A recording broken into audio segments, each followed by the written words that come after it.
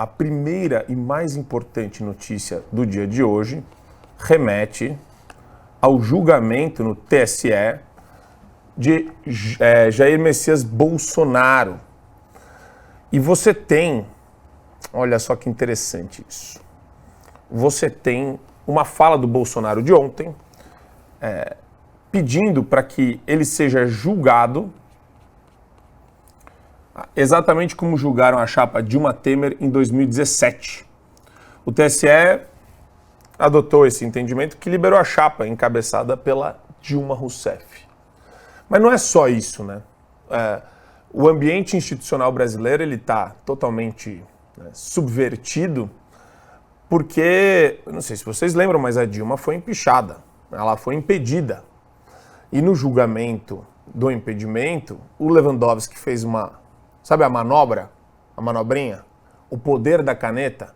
O poder da caneta é mais forte que o poder da regra constitucional. Ele muda a regra constitucional, ele reinterpreta ela. Ele faz uma mágica que manteve a Dilma elegível, olha só que coisa. Ela manteve a capacidade de postular por cargos políticos e pedir voto para as pessoas, sendo que a regra é muito clara, ela deveria ser declarada inelegível. Mas aqui, eu acho que às vezes a gente se perde com relação à tecnocracia ou a fundamentações tecnocráticas dos tribunais. Bolsonaro está apelando para a jurisprudência do TSE. Só que, assim, qual que é o sentido, Geisiane, de você apelar para um carrasco que chama a imprensa internacional de maneira inédita para assistir a sua execução? Me explica o sentido do apelo de Jair Bolsonaro. Veja, essa fala, Marco Antônio, do Bolsonaro é muito confusa e dá o tom do que a gente está passando em termos de direita aqui no Brasil, né? Uma grande confusão, uma falta de liderança, uma falta de objetivo e de estratégia. Quando ele menciona esse caso da chapa da Dilma Rousseff, vale lembrar que quem deu o voto de desempate foi o Gilmar Mendes.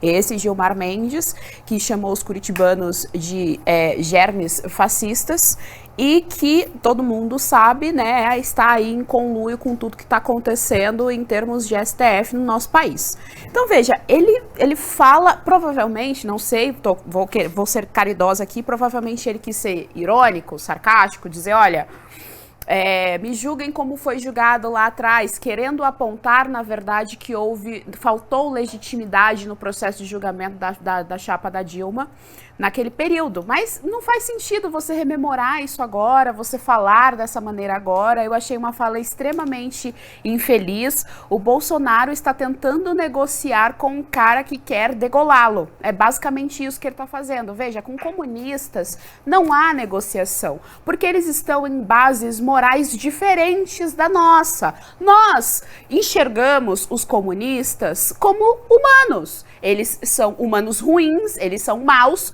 mas a gente traz uma base de dignidade humana para ele. Então, por isso que o direitista quer dialogar, quer deliberar, quer pensar o melhor caminho, quer pensar a liberdade e assim por diante.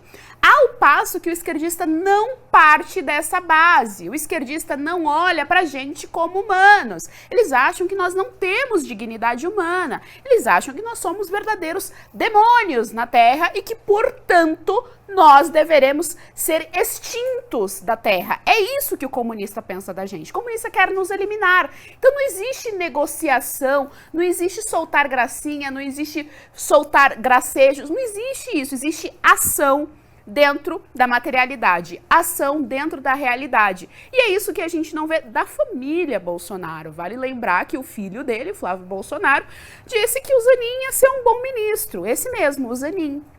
O advogado do Lula, o amigo do Lula.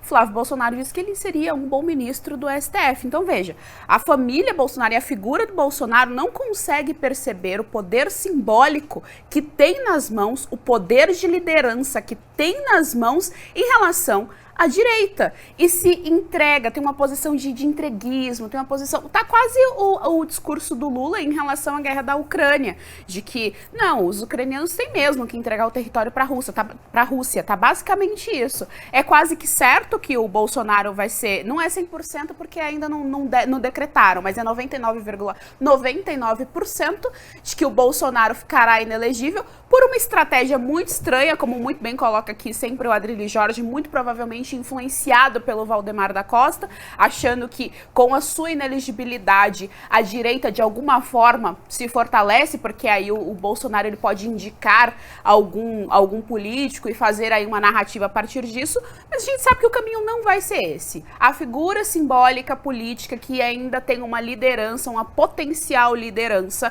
dentro da direita é sim o Bolsonaro. Não é das melhores figuras, mas é o que a gente tem para hoje.